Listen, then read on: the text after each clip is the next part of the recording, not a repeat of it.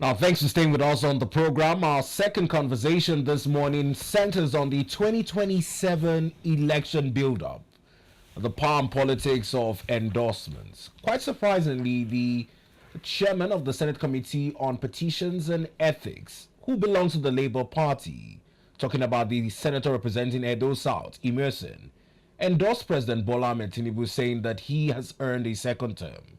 This is also coming off the back of several endorsements targeting the president and the president of the Senate, who are all under the APC. This morning, the APC chairman from Bayelsa joins the program virtually as we welcome Honorable Dennis Otiotio. Good morning to you, Honorable. Welcome to the program. Good morning, and thank you for having me. It's a pleasure to have you. It's quite surprising when endorsements come from outside the party. My first question is on the endorsement coming in from Labour Party's senator in the red chambers, Senator Imasuen, who has endorsed President Bola Ahmed Tinubu, saying that he has earned a second term.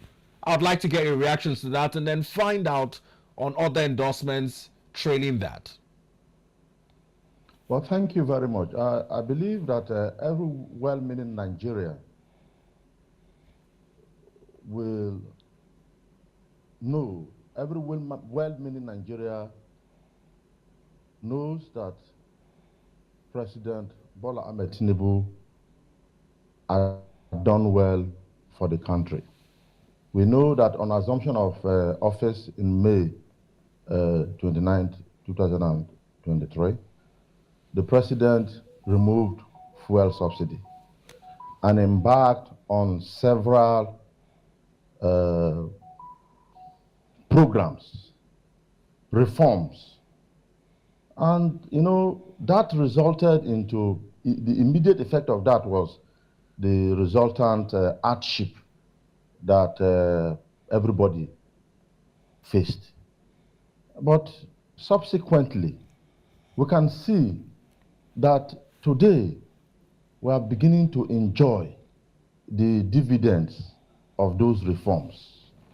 And so, like you can see that today, the state governors and the local government chairmen, they have more money to embark on developmental projects in their states. And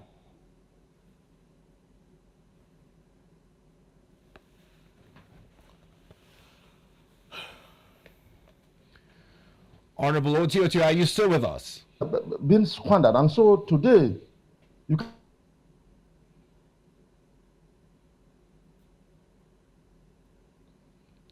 Now, it may seem as though there are a few lapses in our connection there as Honorable Dennis Otiotio joining us from Yenagua looks to make his points. And then, hello? It's season in beats, but we're looking to make out some sense from what you're saying. I don't know if you can pick up where you left off on talking about increased allocation for the states. Yeah, what I said was that as a result of the removal of fuel subsidy, the revenue accruing to the states and the local government had increased drastically, which had enabled them to embark on developmental projects.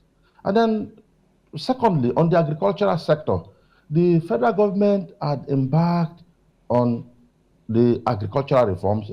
Before this time, you can see that loans, agricultural loans, were given to portfolio firms for portfolio farmers. But today, the real farmers are benefiting directly from the federal government intervention. And apart from that, the government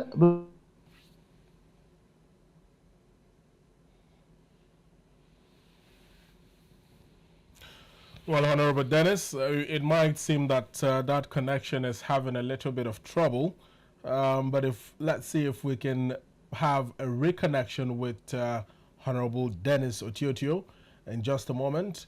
Well, before we have that reconnection done, Bito, I think he was trying to point out that, before the inception of the administration of President Bola Ahmed Tinubu, interventions when it comes to agriculture has always been channeled towards portfolio farmers and portfolio farms but now almost anybody can gain access to such loans, especially via the Bank of Agriculture, that's BOA, and other interventions. But I was hoping to get his comments on the particular interventions that the federal government has embarked on since the inception of the administration in 2023 with regards to, such agricultural loans and even grants and all, and how that will sort of help, or how that has helped in ensuring that the food insecurity crisis that the country continues to grapple with is stemmed. But in a moment, we'll hope that he gets We hope back. that the connection is better, because much like every Nigerian listening to him, overarchingly, the Renewed Hope agenda, ever since that declaration of fuel subsidy is gone, had been viewed as one that did not take into cognizance the plight of Nigerians. We saw the president come out severally afterwards to say that these plans on paper would lead to prosperity, but we need to go through the baby steps of pain. Now, I'm going to 2 years down the line, we're still crawling in those pains, much like the increased revenues accruing to states. This morning, our first conversation was on the lack of implementation of 70,000 naira minimum wage at the grassroots level. Now, if we have local governments receiving more allocations, that does not translate to better salaries. The common man would not be seen to probably share the thoughts of Honorable Dennis Otiotio. But from a party perspective, he's speaking to the strengths of the Renewed Hope agenda. And also in line with the endorsements that the administration of President Bola Ahmed Tinubu has been getting from both political party members of the APC and also non-political party members. Because that's my first question to him. If from Edo State we have the likes of Adams or Shomolo making that statement that Senator Imasuen made, it's understandable, he's an APC member. But Senator Imasuen being the only Labour Party member from Edo State in the Senate, and also endorsing the president. I don't know if he's hoping to defect anytime soon, and is it because of the woes of the Labour Party in this case? We saw the judgment as it concerns the Julius Abure-led fraction and the position of Labour Party in getting their house in order. I don't know if it's to the credit of the APC. It seems as though there's no formidable opposition, and the only way for the opposition is probably a mega party. Well, it's not new. What we have seen unfolding, in Edo State, it's not entirely out of place if, the honorable member, the senator, distinguished senator, defects to the APC. We've seen a lot of defections from the Labour Party to the APC. We've seen defections from the PDP, from quite a number of opposition political parties. And I think that ahead of the 2027 general elections, one of the major things that Nigerians will see in a very shocking and alarming spate and speed is the number of defections that will take place. And when I say defections, it might sound disappointing to a lot of people, but every single politician who is out there in the seat of office, an elected political office, would want to go for a re-election ahead of 2027 if they are serving their first term, whether a member of the House of Reps, whether a senator or a governor, name it. And with the nature of our political landscape right now, everybody understands that if you're part of the ruling party will be for you. Now, if you're not part of the ruling party, then you are on your own. Let's see if we can get a hold of Honorable Dennis Otiotio. We're hoping that the network allows for us to have a more fluid conversation. Honorable Dennis, are you back with us? Yeah, thank you very much. Sorry for the interruption. No problem. Thank you for creating a background to how much the Renewed Hope agenda under President Bola Ahmed Tinubu has looked to strengthen economic policies. But from a perspective of Bayelsa State and the upcoming rally, we hear that this power sharing dynamics is also to thank the president for appointments to key sons of the state. How has this shaped the strength of the APC on a state front? Well, let me draw you back. On Saturday, 5th of April, the APC held an expanded State Executive Committee meeting at Yenagua, the APC State Secretariat at Yenagua, and then we resolved unanimously to pass a vote of confidence on President Bola Ahmed Tinubu and endorse him as our sole candidate for 2023. We also passed a vote of confidence on the President of the Senate of the Federal Republic of Nigeria,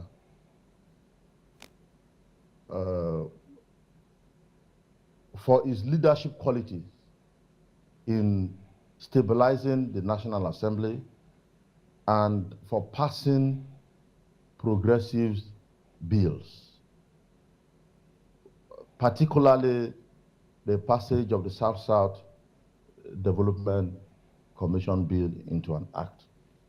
You are aware that there were several challenges to it because people felt that, that we have the Niger Delta Development Commission and therefore we do not need another development commission.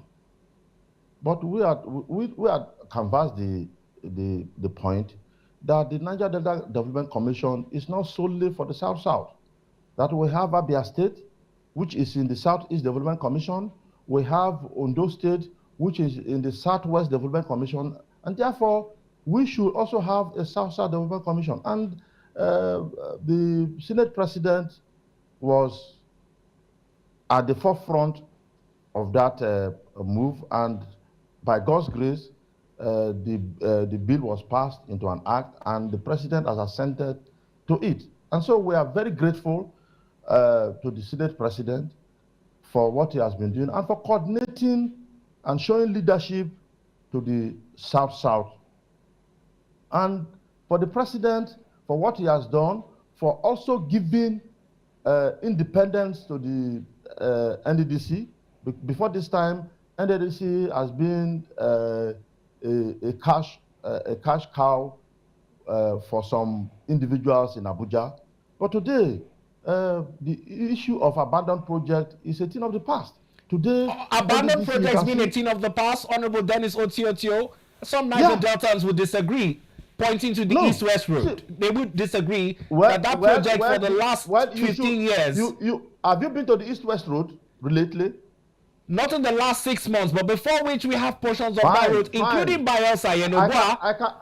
I can tell you that if you go to the East-West Road now, work is going on continuously. There is no break.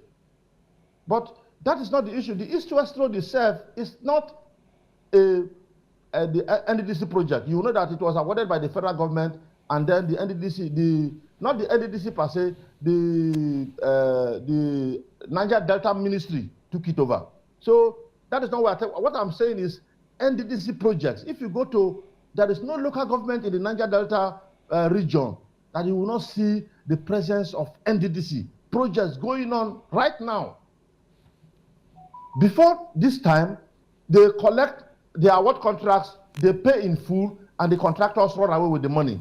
But today, you will see that NDDC does not pay, does not give any advance payment. You complete your work and you go and get your money. That is the policy principle that is being implemented in NDDC. And so you will see that contractors, when awarded contracts, go to their sites, execute their projects, and then at the completion of the project, they go back to NDDC, they collect their money. And that is why the issue of abandoned project is a thing of the past. Well, Honorable Dennis, let us move away from the Niger Delta itself and, projects embarked on by the NDDC. We're talking about the 2027 general elections and, of course, endorsements for the administration of President Bola Ahmed Tinubu and other key political figures within the All Progressives Congress. But you will agree with me that there are certain disgruntled members of the APC who have decided to exit the party and join forces with opposition parties ahead of 2027. What is the APC doing in its capacity as the ruling party to ensure that it reconciles with most of these aggrieved or disgruntled members to ensure that 2027 goes seamless? Well, it may seem as though network has struck again. Yeah. Honorable Dennis Otiotio was looking to make a strong case for why the Senate President had an endorsement, and hence I feel he chose to use the NDDC and the South-South Development Yeah. Commission as part of the strong points, owing Yeah. to the fact that the Senate President, distinguished Senator Godswill Akpabio, who was is the from- one spearheading that, and also congratulating President Bola Ahmed Tinubu on signing those bills into law. Yeah. But I beg to differ on the abandoned projects because it would decide the voting power. As much as these key figures get the endorsement of the party in terms of what they have put on the table, The endorsement of the people is still another the thing. endorsement of the people, I think, is paramount. And if they're complaining about the East-West Road as one of the major ways into states like Bayelsa, then there should be a reason to attend to those projects. But if he's saying that work is ongoing continuously, much like he said, then we'll find out in the coming months. It's one thing to mention that work is ongoing continuously. It's another thing for individuals or for Nigerians to see that work is ongoing, particularly people of the Niger Delta who have a special interest in the East-West road and all the states, that the East-West road Cuts across.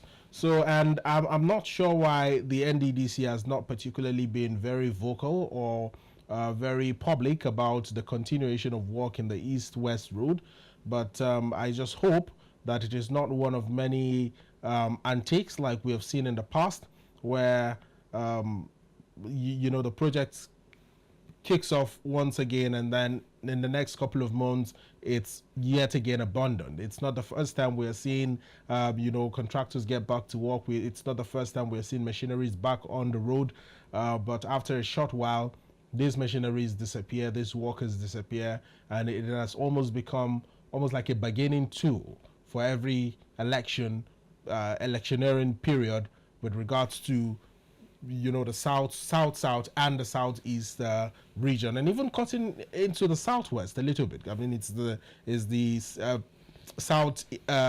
southwest road. So at the end of the day, we would have loved that Honorable Dennis clarifies this. I personally haven't seen any pictures. I haven't seen any videos. so I cannot vouch for his statement. In his credit, the last time I was there was over 6 months, and a lot changes in 6 months. We're looking to attempt to connect to Honorable Dennis Otiotio over the phone. If the virtual connection fails us, we should be able to get him over phone to lend his voice to a question Chijoke has asked, because we're seeing major defections. And the former Kaduna State Governor and ex-minister Nasser El-Rufai has become one of the most recent political stalwarts to leave the APC. He's joined the SDP and is looking to woo more APC stalwarts into his camp. Now, the challenge is on if the party would approach such figures, or what would be their word in terms of quelling the aggrieved sentiments across the party. Whilst there are major defections away from the party is also recording major defections towards its stronghold. We've seen the likes of Senator Ned Walker also join the APC. And now, whilst these calculations are all on the table in terms of what 2027 holds, states like Bayelsa are under the PDP. Not to say that the APC candidates, as it concerns the governorship position in Bayelsa, is not also looking to recapture the state, which has been one of the accusations that the state of emergency in Rivers has garnered up in the political space. People talking about the fact that such states need to be captured by the federal might in order to give their 2027 ambitions any hope. If you remember what the APC National Party Chairman, Alhaji Abdullahi Ganduje, had cited a couple of months ago, where he made a very controversial statement that they will capture, that they will capture most, states in Nigeria ahead of the 2027 general elections. And a lot of opposition party members came out and, chided him for making such statements that you don't capture a state, you win elections in states. But it appears that the words of the APC National Party Chairman are eventually coming to pass, and we are seeing a capturing of these states ahead of the elections. Yes, the elections will be won, or might be one. I don't want to predict. Don't predict it. I Let me help you there. would not want to Let's predict leave, for the APC. Honorable Dennis to do the predictions. All right, fantastic. Honorable Dennis, I don't know if you can hear us now. Hello, Honorable Dennis. Well, most sincere apologies. Let's resort to using the phone to complete our conversation. I don't know if that's okay by you. Yeah, thank you very much. All right, my colleague had a question for you before you were interrupted the last time. I'll hand you over to him. Well, Honorable Dennis, I was talking about, the massive endorsements that have been going on for the administration of President Bola Ahmed Tinubu, as well as other key political figures within the APC. However, there have been some disgruntled and aggrieved members of your party that have decided to exit, prominent of which is the former Kaduna State Governor, Malam Nasir El-Rufai, who has defected to the SDP and hoping to drag along other key political figures within the party. What is the APC doing to ensure that it reconciles, if there's room for that, with these disgruntled members ahead of 2027 to ensure a smooth sail in the elections? Well, I can say that generally of the people, both the majority of the members of APC and generality of the population of Nigeria are unanimous with the fact that President Bola Ahmed Tinubu has done well and that's the second thing. However, as a big family, you would not expect everybody to agree. That is the beauty of democracy and the beauty of the constitutional government. And that is why we believe that we are working consensuously I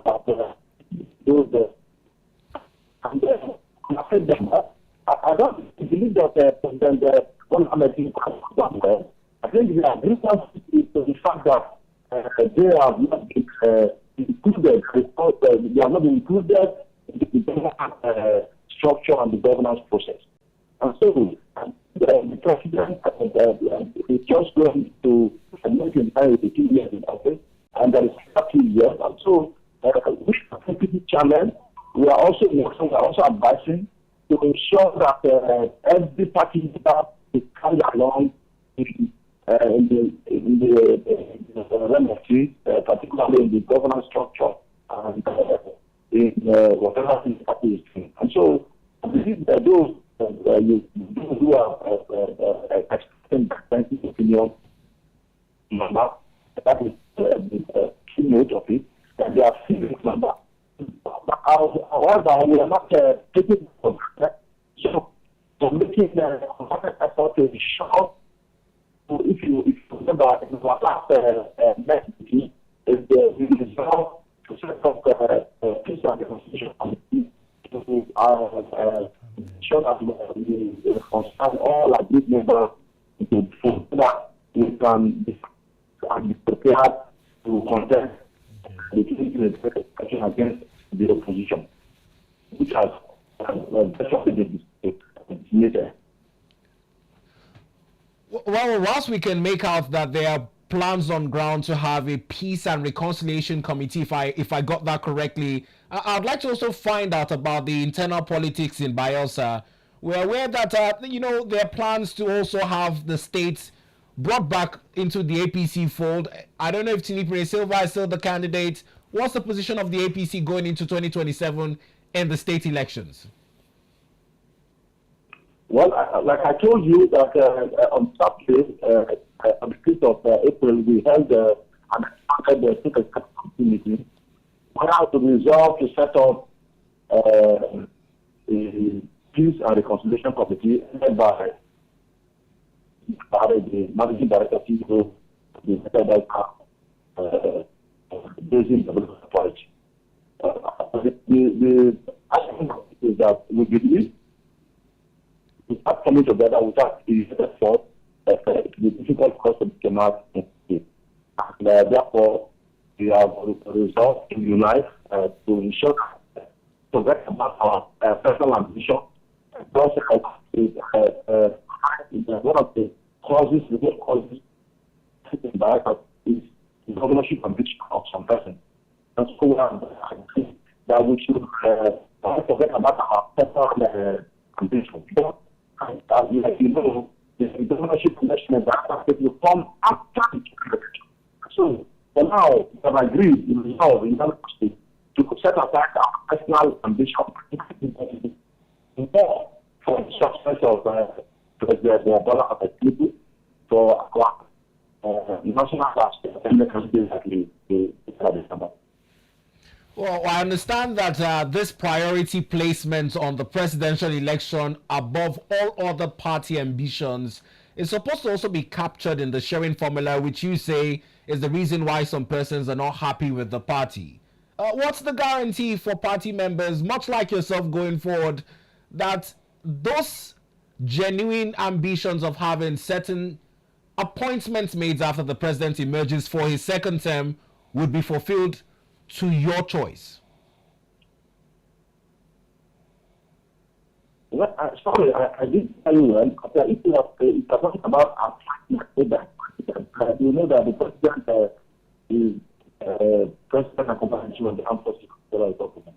They have the privilege and the prerogative to appoint them at the many political appointments. As for practice, I can say about two of our own share of the appointments. We have the Minister for Petroleum Oil from Bayelsa, Managing Director, CEO of the Nigeria Government Commission from Bayelsa, the CEO of the Nigeria Delta Basin Development Authority from Bayelsa. We also have some directors and some chairman of board and members of board. So, although I believe that we will always ask for more, but we cannot complain because we have had a fair share of appointment in the country. Well, I make do with the "we cannot complain" statement as the closing. We're hoping we can revisit this conversation sometime when the network is much better. But we must thank you, Honorable Dennis Otiotio, for taking our time to join us on the program this morning to lend your voice to the topic, the politics and power of endorsements. We appreciate you. Thank you very much. Thank you for having me. A pleasure, sir. Enjoy the rest of your day.